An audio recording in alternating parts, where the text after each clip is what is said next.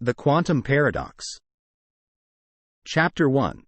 The metallic walls of the underground laboratory hummed with energy as the scientists powered up their latest creation, a time machine.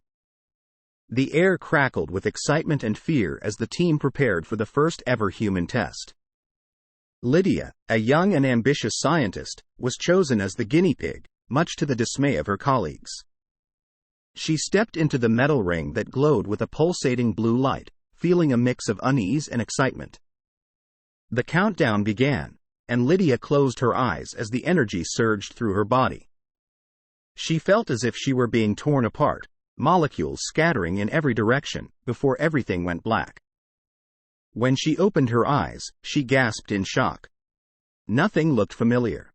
She was standing in a desolate wasteland, the sky a sickly shade of green, and the air thick with ash. Lydia felt a stab of fear in her gut. Had something gone wrong? Was she stuck here for good? Then she saw something that made her blood run cold.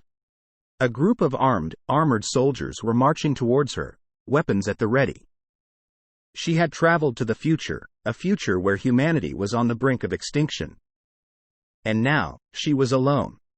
Lydia thrust her fear aside and tried to remember her training. She scanned the area for cover and saw a rusted metal shed nearby. She ran for it as fast as she could, dodging the bullets that whizzed by her. As she reached the shed, Lydia realized that it was padlocked. She frantically searched for something to use as a weapon, and found a rusty crowbar lying nearby. With a deep breath, she smashed the lock and kicked open the door. She stepped inside, heart racing, and was met with a startling sight. A group of survivors huddled in the shadows, staring at her in disbelief. Lydia could only stare back, realizing that her test had turned into something far more dangerous than she ever could have imagined. Chapter 2. The Mirror World. Lydia stayed with the survivors for what felt like days, learning about the horrors they faced. The future was a grim and brutal place, overrun by terrifying creatures that seemed to be born of nightmares. One day, one of the survivors took her to a strange chamber they had found. As she stepped inside, Lydia felt a strange sensation wash over her.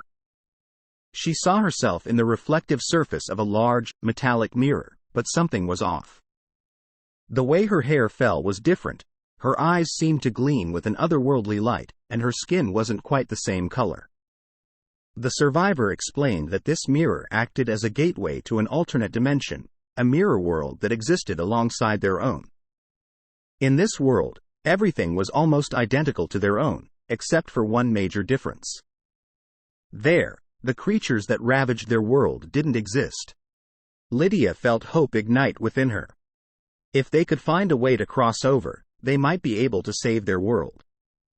But the survivor warned her that the mirror world was no paradise. It was ruled by a cruel and sadistic queen who demanded tribute in the form of human sacrifices. Despite the danger, Lydia was determined to cross over. She spent days studying the mirror, trying to figure out how to open it. She finally discovered that a specific sequence of words had to be spoken while holding a shard of a crystal that was found in the chamber. Lydia steeled herself and recited the words, holding the crystal shard tightly. The mirror shimmered, and she felt herself being pulled forward. When she opened her eyes, she was standing in a strange, shadowy world. It was a twisted copy of the world she knew, with buildings and landmarks in slightly different locations. Lydia was breathing hard, trembling with excitement and fear. She knew that the queen was out there somewhere, and that the clock was ticking. She set off into the mirror world, determined to find a way to stop the queen and save her own world. Chapter 3. The Resistance. Lydia stumbled upon a small resistance movement in the mirror world. They were a ragtag group of survivors, much like those in her own world, but they had been fighting the queen for years. Lydia quickly realized that the queen was far more powerful than she had anticipated. The creatures that had been ravaging her own world were just a fraction of the queen's army. She controlled hordes of beasts and creatures that were far more terrifying. But the resistance fighters gave her hope. They had information about the queen's lair, and they were willing to help her infiltrate it. Lydia met with the leader of the resistance, a grizzled old man with an eye patch, who gave her a rundown of their plan. They were going to sneak into the Queen's stronghold and set a bomb at its heart, a reactor that powered the Queen's portal technology. The bomb would destroy the reactor and collapse the portal network, severing the Queen's connection to both worlds. Lydia felt a surge of elation. If they succeeded, both worlds could be saved. But there was a catch. The bomb had to be manually triggered, and someone had to stay behind to do it. The plan was for Lydia to set the bomb, while the others fought their way out. Lydia knew that she was the only one who could do it since she had knowledge about the advanced technology that powered the reactor. Lydia took a deep breath, steeling herself for what was to come. She had to be the one to destroy the Queen and save both worlds. The resistance fighters geared up, passing out weapons and preparing for what might be their final stand. Lydia stood with them, her heart heavy, as they made their way towards the Queen's lair. Chapter 4. The Betrayal. Lydia and the resistance fighters made their way stealthily through the Queen's lair. They fought through the hordes of creatures and guards to reach the reactor room. Lydia set the bomb and stepped back, ready to join the others in the fight. But as she turned to leave, she realized that something was wrong. The resistance fighters were gone, leaving her alone in the heart of the Queen's stronghold. She tried to move, but her shoes seemed to be glued to the floor. The Queen stepped out from the shadows, a sly smile on her face. "You really thought you could stop me?" she spat, her eyes glinting with malevolence. Lydia struggled against the invisible force that held her in place. The Queen walked towards her, her long, dark hair flowing behind her. Lydia bristled with anger and fear. "You used them," Lydia growled. "You used me." The Queen laughed cruelly. "They were just pawns. All of them. And you? You're just another disposable creature to me." Lydia felt her anger turn to despair as she realized that the resistance fighters had betrayed her, used her to set the bomb and then abandoned her to the Queen's wrath. The Queen leaned in close, her hot breath on Lydia's neck. "I'll let you live, for now," she whispered, "but make no mistake. You belong to me." Lydia watched helplessly as the Queen disappeared into the shadows, leaving her alone with the ticking bomb.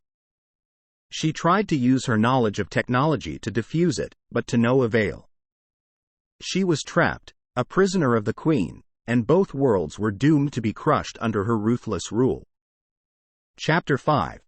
The mission. Lydia sat in the dark, her eyes fixed on the ticking bomb. She knew that she had only minutes before it went off and decimated both worlds. She fought back tears, feeling defeat gnawing at her limbs. But she refused to give up. There had to be a way out. She thought back to the small resistance movement that had taken her in. They had to be alive, somewhere. And if they were, they would be the key to destroying the Queen's stronghold. Lydia scrambled to her feet, ignoring the pain in her muscles. She had to get out of there and find the resistance. She made her way through the Queen's stronghold, dodging guards and avoiding the creatures that lurked in the shadows. She finally made it to the surface and stepped out into a world she barely recognized. The sky was dark, with ominous black clouds broiling above. The air was thick with smog, and only a few sickly plants struggled to survive in the barren wasteland. Lydia felt a deep sadness wash over her. This world was dying, and it would take her world with it. She saw the faint outline of a ruined city in the distance and set off towards it. She walked for what felt like hours, her feet blistered and sore. When she finally reached the outskirts of the city, she saw that it was crawling with Queen soldiers. Lydia felt the cold steel of fear grip her heart. She had to find a way to get through and find the resistance. Lydia hatched a plan, using her knowledge of technology to hack into the Queen's systems and cause a massive power outage. As the city was plunged into darkness, Lydia sprinted through the Queen's stronghold, dodging angry guards and fighting off strange creatures. She finally found the resistance movement, huddled in a small bunker in the heart of the city.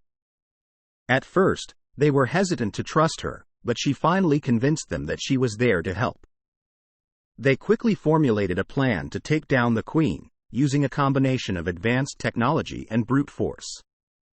Lydia joined the resistance movement, determined to see the mission through. She knew that if they succeeded, both worlds might have a chance at survival. Chapter 6. The Escape. Lydia and the resistance fighters worked tirelessly, laying out intricate plans to sabotage the Queen's stronghold and free the prisoners she held captive. With Lydia's knowledge of technology and the resistance fighters' expertise in combat, they launched a daring raid on the stronghold. The Queen was caught off guard, and Lydia watched from the shadows as the resistance fighters engaged the Queen's soldiers and creatures. Lydia saw a flash of movement out of the corner of her eye and turned to see the Queen herself making her way towards her. Lydia dug her heels in and prepared to fight. She knew that this was the moment of truth. The Queen lunged at her, but Lydia was too quick. She dodged to the side and struck the Queen with a powerful blow, sending her reeling backwards. Lydia took a deep breath and prepared to strike again, but the Queen vanished into thin air, leaving Lydia alone in the heart of the Queen's lair. Lydia quickly made her way to the reactor room, knowing that she had to stop the bomb before it destroyed both worlds. She frantically searched for a way to disarm it, but her efforts were in vain. The bomb was set to detonate in mere seconds. Lydia braced herself for the worst and prepared to die, but then something miraculous happened. The resistance fighters burst into the room and whisked her away, just as the bomb exploded. Lydia was thrown clear, landing hard on the ground. She looked up and saw the blast, a blinding light that illuminated the sky. When she opened her eyes, she was in a different place altogether.